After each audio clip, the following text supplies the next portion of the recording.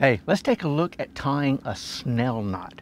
I use a lot of these circle hooks and J-style hooks that have this little upturned eye on it, and it's a perfect hook for tying a Snell knot. We're going to take our leader material, we're going to feed it through the eye of the hook, run it down the shank, bring it back, take the tag in and run it through the eye one more time.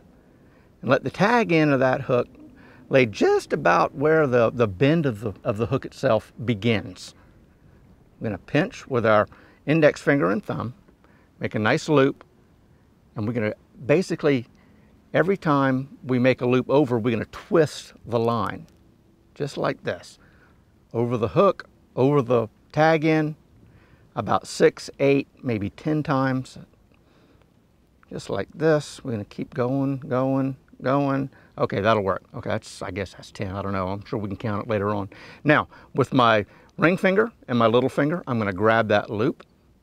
And now I have a handful of pre-Snell knot. Now I'm going to grab my main leader and I'm going to pull it, and that loop comes tight.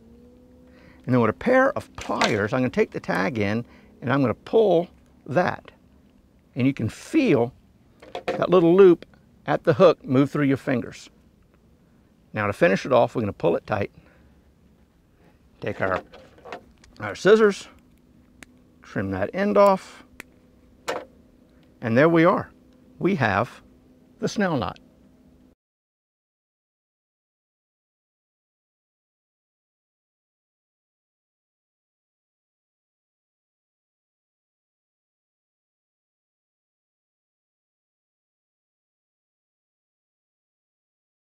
My rig of choice for cobia, Gamakatsu 7/0 circle hook, 50-pound leader, and I like to snell my hooks to the line. So I'm going to show you how to do that right now. We can take our line, insert it through the eye, make a large loop, lay the tag in down the shank, and I will pinch the eye with the line like this. And we take this, rotate it over, swing around. We're going to start making about 10 loops. And every time I make a loop, I try to keep it tight against the previous one, just like this. 2, 4, 5, 6, 7. We can count 2, 8, 9. This will be our last one. I'm going to take my middle finger, put pressure there, and take these 2 fingers. This is a handful. We've got everything in one hand.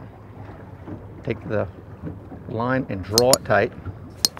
And then take this tag in and pull it. Pull tight, trim this off, and we're ready to fish. And 3. All right. Everything good, I think. Okay, yes. Oh yeah, check that out. And a couple of times I'd say, hey, you know, gotta be careful of that grill right here. I'll tell you what, when we were doing our surf and turf, it got me. Anyway, okay. All right, so, all right, rock and roll. Rock and roll.